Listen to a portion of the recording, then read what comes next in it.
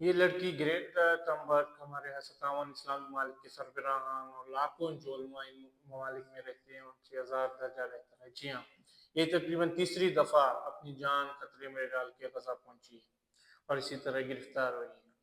یہ لڑکی سویڈش ہے، آپ کو غیر مسلم ہے اور یہودی ہے، جو پورے دنیا کو اکٹھا کر کے جہاں تقریباً 500 سے زیادہ لوگ تھے، 46 ممالک کے لوگ تھے جن کو اکٹھا کر کے یہ انسانی ہمدردی کے بنیاد پہ سامان لے کے غزہ کے بچوں کے لیے جا رہا تھا.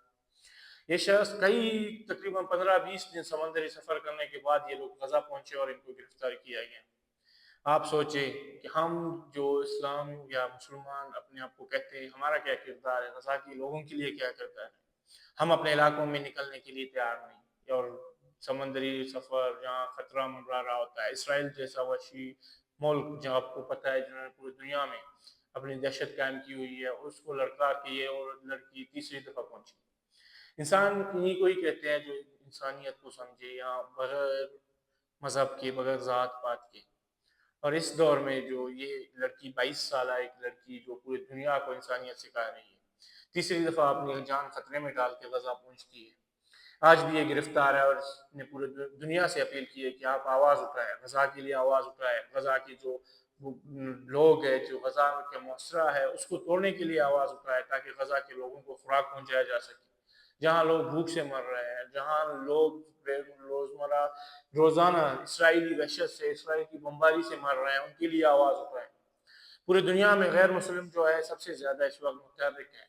کولمبیا، میں نے آپ کو کہا کولمبیا جیسے ملک جنہوں نے اپنی تمام تعلقات اسرائیل سے ختم کی، عالمی عدالت جانے کا اعلان کیا کہ وہ اسرائیلی وزیر اعظم کو گرفتار کریں.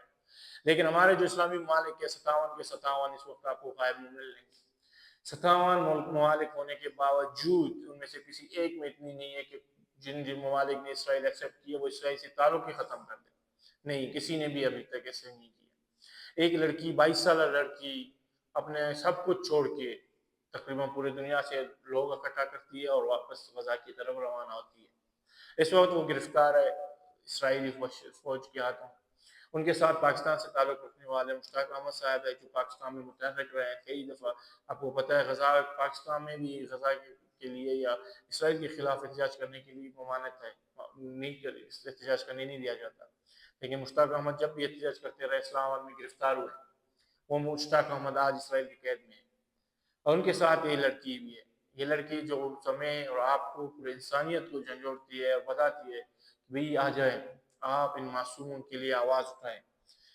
جو اسرائیلی وحشت ہے، اسرائیل کی جو درندگی ہے، جہاں 70,000 سے زیادہ لوگ شہید ہوئے ہیں، کئی معصوم لوگ، بچے، بوڑھے، عورت، جو آج بھی بھوک سے لوگ مر رہے ہیں غزہ میں، کیونکہ اس غزہ کا محاصرہ کیا ہوا ہے. وہاں وہ نہ خوراک پہنچانے کی اجازت ہے، نہ امدادی سرگرمیوں کی اجازت ہے.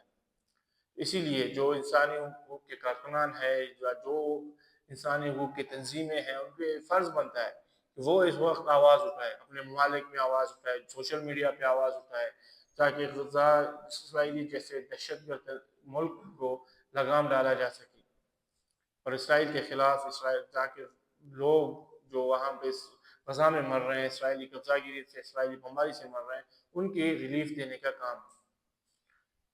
یہ لڑکی ہم سب کے لیے ہمت ہے، ہم سب کے لیے باعث فخر ہے. ہمیں ایسے انسانوں کی قدر کرنی چاہیے، ایسے انسانوں پہ فخر کرنا چاہیے جو انسانیت کے لیے، جو ہم انسانی ہمدردی کی بنیاد پہ اپنی جان جوکے میں ڈال کے جن میں کہ غزہ کی طرف روانہ ہوتے ہیں. آج وہ قید ہے تو ہمیں چاہیے کہ ہم ان کے لیے آواز اٹھائیں.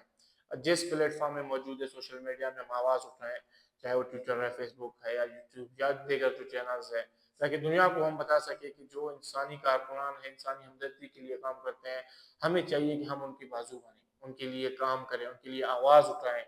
اور تو ہم کچھ نہیں کر سکتے، کم از کم سوشل میڈیا پہ ہم ان کے لیے آواز اٹھا سکتے ہیں. شکریہ.